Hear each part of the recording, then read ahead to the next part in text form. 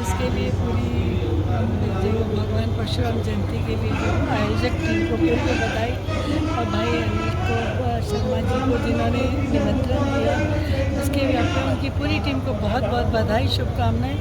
सबसे अच्छी बात यह कि आज युवा पीढ़ी आगे आ रही है, और मैं तो इतना ही कहूँगी कि ये संस्कार अपने आने वाले आगे बच्चों को भी दिए जाए।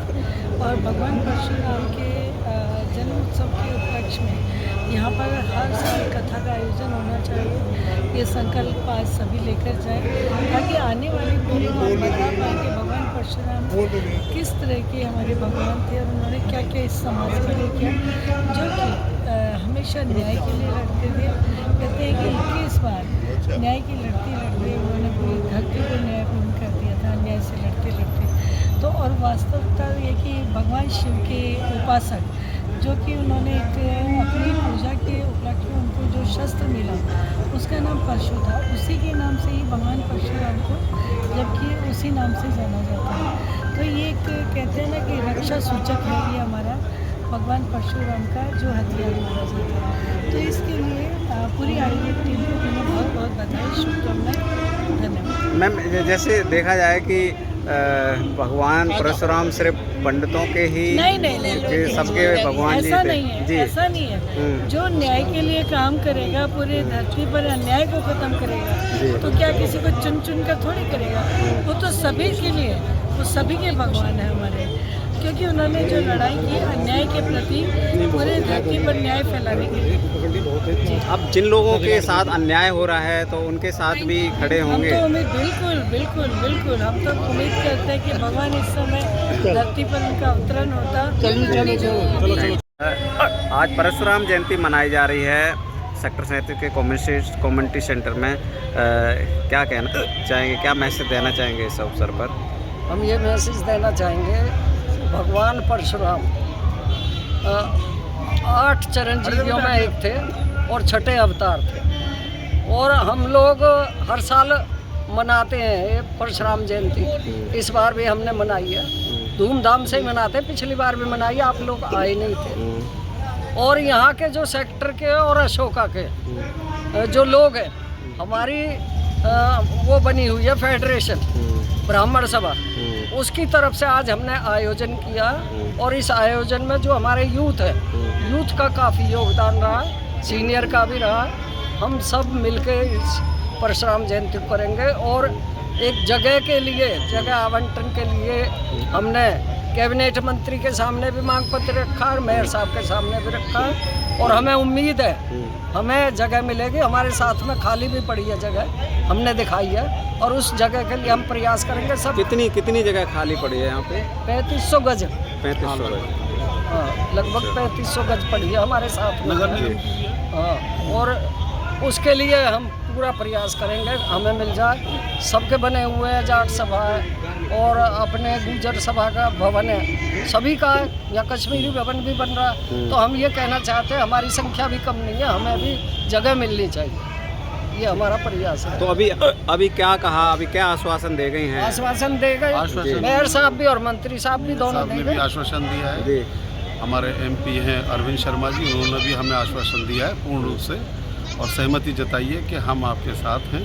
हम जगह का अभी सर्वे करेंगे, जगह दिखाएंगे, उनको जगह बताएंगे, और जैसा भी होगा आगे प्रारूप अफसरों के, कमिश्नर के द्वारा या फिर जैसे प्रशासन के द्वारा हमें जगह उपलब्ध कराई जाएगी, और हम इस चीज़ में प्रयासरत रहेंगे और अपने ब्राह्मण समाज का गौरव और ब्राह्मण समाज के गौरव को बनाए रखेंगे।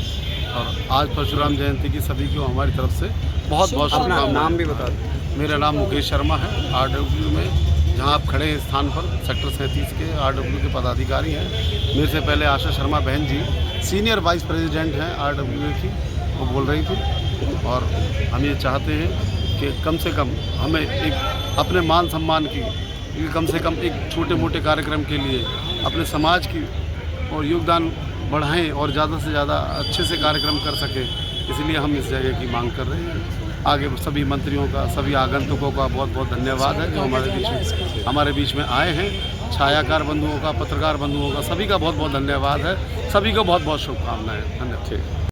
परशुराम जी का नाम राम था, पहले जब पैदा हुए थे उसको राम नाम रखा गया। उसके बाद जब शिव की तो उनका नाम परशुराम हुआ। और आगम ये था कि जिसके आज वंशज हैं हम, उन्हें याद करें, समझना चाहिए कि राजा दशरथ के जब पहले पुत्र हुए राम, तो भगवान परशुराम के नाम पे उनका नाम राम रखा था। इतना कहते हैं कि क्षत्रियों का विनाश किया था, क्षत्रियों का नहीं, समाज में विघटन डालने के लिए एक बहुत बड़ी ये साजिश हुई कि ब्राह्मण और क्षत्रियों को अलग किया जाए और बाकी वर्णों को भी अलग किया जाए।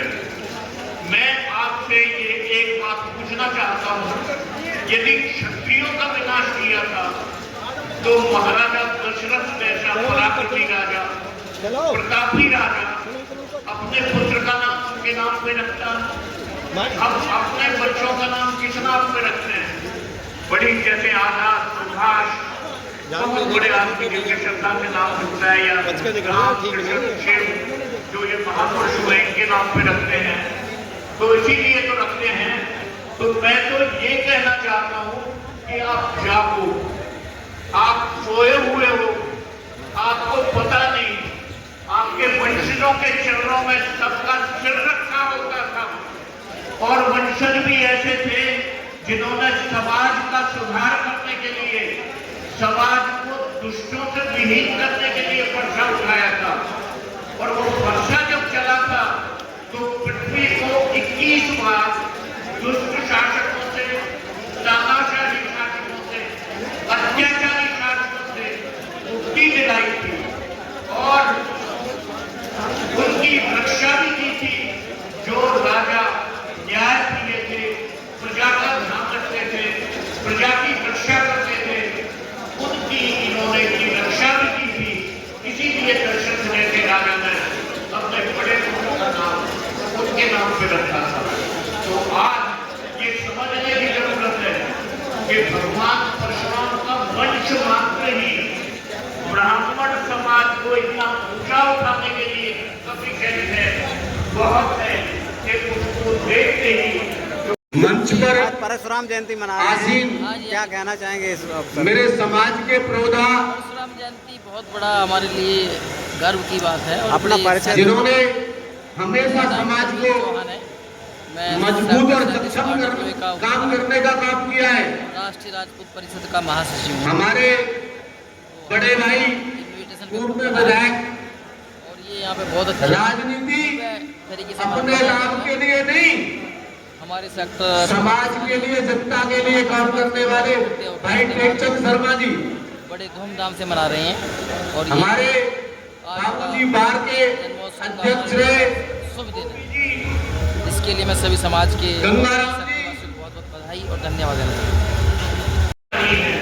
जो शिक्षक है, हजार लोग एकदम इकट्ठे हो जाएंगे। और मैं एक बात दावे से हर एक जगह कहता हूँ कि यदि आप 100 इकट्ठे हो गए तो 1000 के लिए भारी है। इस समाज को यदि साफ स्वच्छ करना है तो ब्राह्मण को एकत्रित होना पड़ेगा।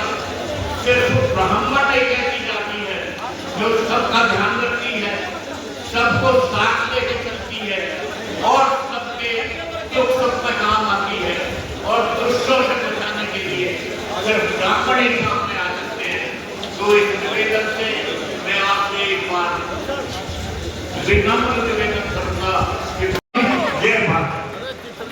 सुनना, कोई समझने वाले लोग हों तो सुनिएगा कि हमने ओढ़ा है किरदार को कपड़ों की तरह, तुमने कपड़ों को ही किरदार समझ रखा। कवि अशोक चक्रधर पद्मश्री, उनके पिताजी राधेश्याम प्रगल जी, वो भी पंडित थे। उन्होंने एक बहुत बढ़िया बात कही, साहब कुल मिला के कोई महोत्सव, कोई जन्मोत्सव मना लो, लेकिन 2 पंक्तियां मरते समय तक याद रखना। उन्होंने कहा कि दिन के उजेरे में ना करो कोई ऐसा काम, दिन के उजेरे में ना करो कोई ऐसा काम, नींद जो ना आए तुम्हें रात के अंधेरे में, और रात के अंधेरे में ना करो कोई काम ऐसा, मुंह जो छुपाते फिरो दिन के उजेरे में, मुंह जो छुपाते फिरो। तो साहब जैसे ही वो दल बदल लिया, ये सोच करके मैंने उसने अपना कल बदल लिया। मैंने कहा उसे कि तू किरदार को बदल, कपड़े बदल के कहने लगा चल बदल लिया। आइए 10 मिनट, 2 कवि जो दूर दूर से आए हैं हम भी, मैं उनमें से एक कवि को बुलाता हूँ। देश इस्लामिक देश है जहाँ पे और दूसरे लोगों के लिए जगह नहीं है, तो वहाँ पर हमने अभी क्या किया है, एक नेपाल देश होता है हिंदू, वो भी नहीं है।